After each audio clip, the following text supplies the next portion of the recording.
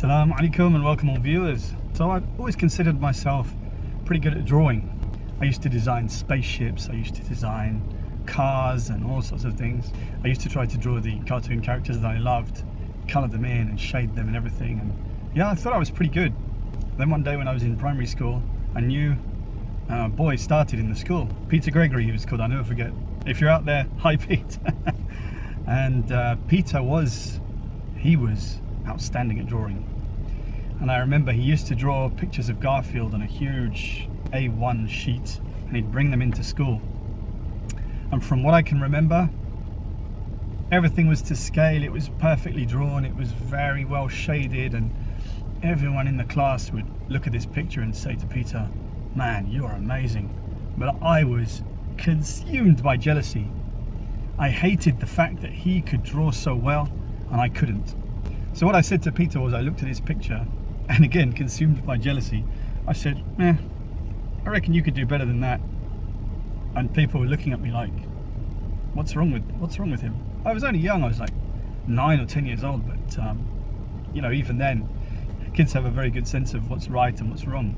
So instead of actually going to Peter, because I had a skill in drawing, instead of actually going to Peter and saying to him, "Pete, could you know, you're amazing, man, I need to learn from you." Instead of going to him and asking him how I could improve, what does he do to do this, how long has he practiced and all that kind of stuff to improve my abilities, I just tried to bridge that cognitive dissonance. I wanted to believe that I was the best at drawing when I wasn't.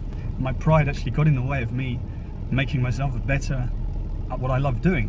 So I suppose the lesson here is we need to learn from other people. Even people that are younger than us can be better at us than many things. We might consider ourselves the best in something, and then someone comes along. We have to put the pride to one side, put the ego onto one side, and learn from the people who we can learn from.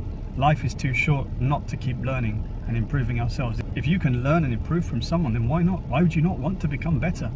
The sense of pride will damage us, whereas a sense of humbleness and humility will benefit us. I hope that this will be of benefit to someone.